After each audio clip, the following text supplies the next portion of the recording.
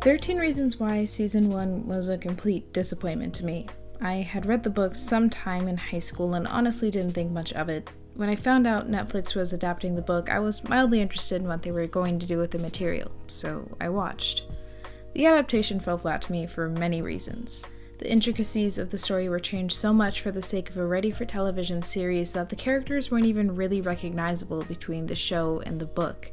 The depiction of high school within the show, while more accurate than, let's say, Love, Simon, was still warped. The show's plot was so much more dramatized than the books that it ceased to be believable as realistic fiction, at least to me. When it came to characters, Hannah was hardly likable, and while it may seem harsh to say when considering the show's premise, a character needs to have some sort of redeeming quality to gain audience sympathy. That's just how it works. Clay was an extremely flat main character. I got more of a sense of his quote-unquote personality from the posters hanging up in his room than his actual character. It was just not a good show. 13 Reasons Why Season 1 was an adaptation that initially tried to stay loyal to its source material and very quickly spiraled into a mess that became completely different from what it was originally supposed to be. Despite all of my qualms, I watched Season 2. And while at first I was reluctant to admit it, I actually liked it. Here's why. First of all, Season 2 was entirely Netflix's own creation. Netflix isn't good at adaptations, as we can see as evidenced by Death Note, but they have the potential to make really quality content on their own. Not having a second book, a clear set path, for Season 2 gave them creative freedom without any strings attached. Also, side note, Netflix was much more proactive about suicide and sexual assault awareness after the reaction from the first season, which was another pro of Season 2. The sequence of Jessica giving her personal statement regarding Bryce was proof of that. With this freedom, Netflix was able to focus on other characters. Clay was one of the main reasons I failed to enjoy Season 1. He was the clear main character, as he was in the book, and one that I wasn't attached to in the slightest.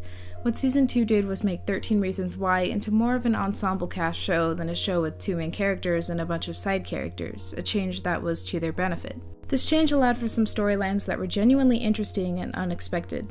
Justin's was arguably the most interesting, with his becoming homeless, the tragic portrayal of his addiction, and his remorse regarding what happened to Jessica. Zach's storyline was another one that stuck out to me.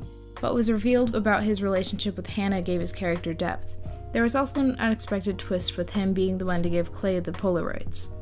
While there are many more characters I could single out, Jessica's storyline was the most important. The story of someone brave enough to not only come to terms with what happened to her, but to find the strength to move on.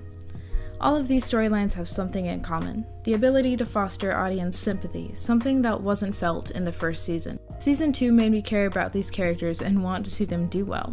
Structurally, Season 2 flowed really nicely, aside from the last episode, which I'll be getting to later. The focus was taken off of Hannah's tapes and put onto Hannah's trial, and the back and forth between flashbacks and court testimonies kept me engaged. Between the past, the trial, the Polaroids, and the blackmailing, there was a lot going on in Season 2, at times too much, which brings me to what the season failed to deliver. Character development in Season 2 was a huge pro, but a few characters fell short. Alex, for example, remained one-dimensional. Nearly every scene that focused on him included a line about him being broken or not working, which worked for a while, but by the third or fourth episode was mostly just exhausting. There was a bit of interest with his memory coming back and solving the mystery regarding who was blackmailing him and his friends, but the payoff, discovering Montgomery was guilty and forcing him at gunpoint to give up the box of Polaroids only to find out he wasn't the one who stole them, wasn't satisfying. Tyler was another character that ultimately suffered. I'm not quite sure what the writers of 13 Reasons Why were trying to do with this character. His finding a new group of friends who accepted him was great, but from there, with his uncontrollable rage, going to some sort of retreat, coming back to get bullied, and nearly committing a massacre, Tyler's character arc became incredibly convoluted. While a few characters suffered in the creation of Season 2, its main fault was the last episode. Not the whole episode even, mostly just the last 20 minutes or so. Season 2 episode 13 starts with resolution for multiple characters. Jessica goes to trial against Bryce and he gets off with 3 months probation and plans to transfer schools. She also begins dating Alex, who is still recovering. Clay gets his tattoo for Hannah, speaks at her service, and says goodbye to her for real, as in her ghost or spirit or whatever was following him around the entire season finally leaves. Hannah's mother puts the store up for sale and has plans to move to New York.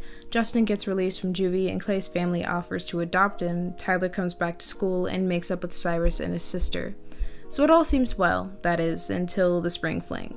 Hannah and Clay's song, The Night We Met, comes on, and there's this weird bit where everyone comes up to Clay in the middle of the dance floor and hugs him. I get that it was supposed to be a sweet gesture and all, but it was mostly just weird.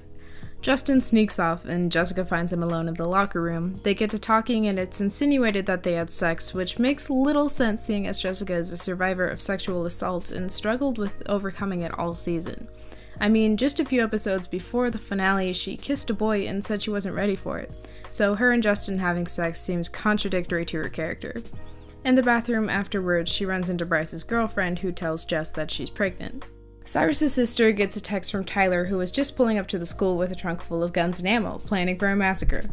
Instead of immediately calling the police and evacuating the school, Clay convinces the group that he can handle Tyler on his own. There's this drawn-out scene where Tyler is holding an assault rifle to Clay's chest as Clay tries to talk him down. So realistic, right? Of course, Clay succeeds. As they can hear sirens in the background, Tony pulls up and Tyler gets in. They drive away and Clay, Justin, and Jessica are all left standing in the parking lot, and boom, season ending. And this is what I mean when I say that 13 Reasons Why is doing too much. Everything that happened at the spring fling came up in the last 15 minutes of the season.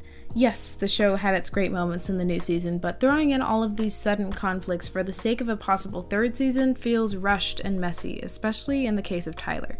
The show has a knack for touching on topics that are incredibly sensitive for a number of viewers, and framing Tyler as a could-be school shooter is unquestionably playing with fire. I believe that 13 Reasons Why as a series has potential. Season 2 is a definite improvement upon the show as a whole, and I hope the writers can further refine their characters to make for an interesting Season 3. Maybe without a dance and a school shooting and someone getting pregnant and a group hug on the dance floor all in one episode. Overall, this season proved entertaining, and try as I might, I can no longer claim to dislike the show.